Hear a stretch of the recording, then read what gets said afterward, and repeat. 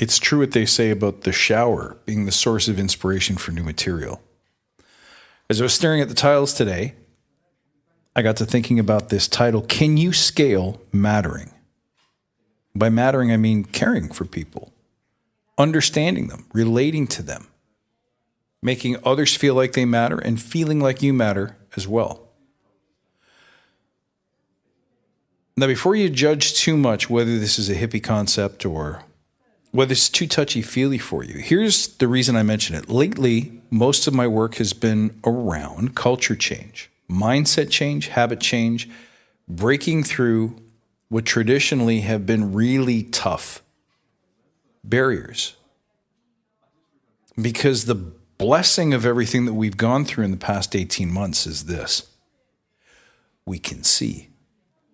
For the first time, we've been shown things that are possible, whether it's simple as working from home, working remotely with teams, or something far more enlightening or surprising. It doesn't really matter. The point is we've had a chance to see it. We've seen it firsthand. What we were told wasn't possible.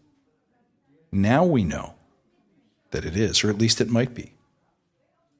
And in a way, the big lie, the big veil has been lifted. Whether on purpose or whether by accident, we've been fed a line that things must be a certain way and it couldn't be possible any other way. Therefore, you must do, you must comply, you must agree. And what we're learning is, no, it can be different. What this creating, of course, is people who are leaving their jobs, leaving their careers and saying, I don't need this. I don't have to do this. I don't have to do this way. I don't have to do it your way. I'm going to do it my way. Okay. That's pretty cool. But naturally, companies are struggling to figure out, well, how can we keep you here? How can we stop the drain of talented people who we do care about?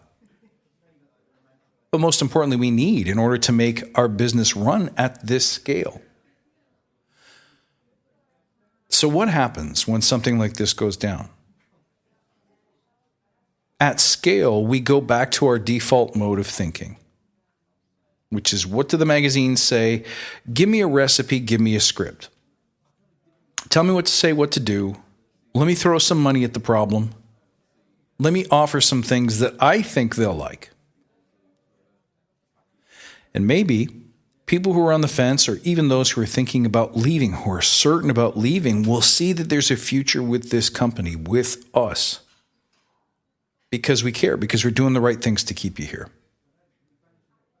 And it's not working yet. And it's not working because we're doing the wrong things.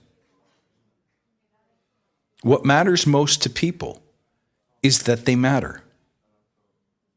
And in order to give them what they need so that they can feel like they matter, you have to stop and you have to ask questions and you have to listen and you have to care. And it's going to be different for every single person that you speak to. That's the problem. Mattering is hard to scale.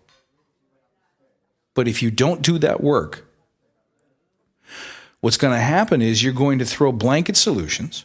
You're going to wait for the Harvard Business Review to tell you what to do. You're going to try assumptions or techniques that worked before this all went down.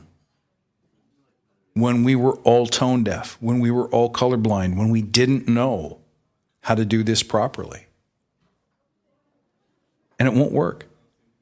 People will look at whatever you put in front of them, whether it's better snacks in the team room, whether it's a bigger salary, whether it's an easier path to promotion. They'll look at it and they'll go, duh, this doesn't do it for me. Because what I see right now is opportunity. What I see right now is freedom. What I see is living a life where I'm valued. And yeah, pay factors into that. And yeah, working hours and conditions factor into that. But there is so much more. People are misaligned to the outcomes that we as organizations care about. We hire people because of where they've been, what they studied, what they know, who they know, not for who they are. And so this was a great big rift waiting to get worse, waiting for a moment that finishes the tear. And we found it. We're knee deep in it now, so what are we going to do? We have to learn how to scale mattering. And you may not believe me, and you may say, oh, that's impossible, but it's not impossible. And I can tell you for a fact that it's true. This is the only way to correct this problem. Change is required because people have seen over the wall. How do you do it? Well, that's something I'm going to have to drip to you in little pieces because, like I said, the whole source of this problem is our recipe-based culture. Give me the script, give me the recipe, tell me what to do in what sequence, what to say, and I'll do it. And then when can I have my result? That whole attitude is basically an avoidance of one critical conversation. Tell me what to feel. Tell me how to intend. Tell me how to care. Tell me how to serve, truly serve. Because we're unwilling to do that, exactly because it's too touchy-feely, we bring people things, we offer them things, we say things, we run the scripts, we study the diagram, we follow the rules and the instructions, and it doesn't resonate with people because it's fake. It's not real. It's not based on real connection. It's not based on real care and concern. And you might say things like, well, I don't know how to scale that experience. I don't know how to make that happen for 1,000 people, for 10,000 people. That would be so wasteful.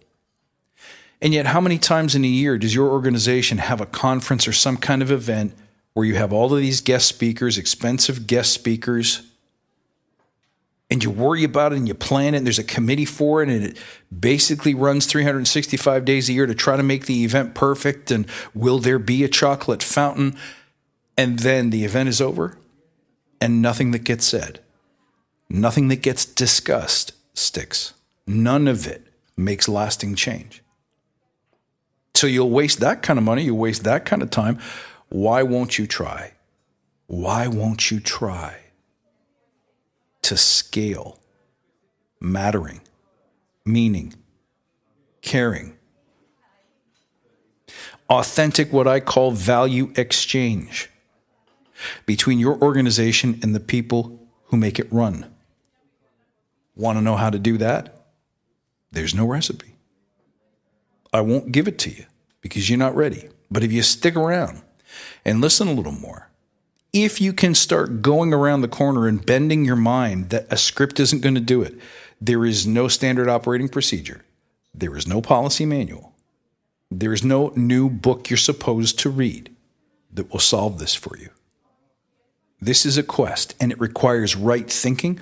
It requires right action. It requires right mindset, just like Agile itself. And if you're not willing to do that work, the result just won't come to you. I could feed you the scripts and they'll fail, and you go, you see, another failed experiment. Let's get back to putting more gummies in the guest room.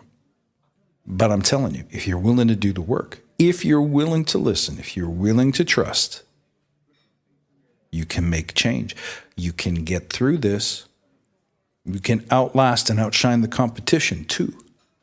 You can be the company that people flock to. You can be the place that everyone wants to go because you get it, because you took the time to do the right thing.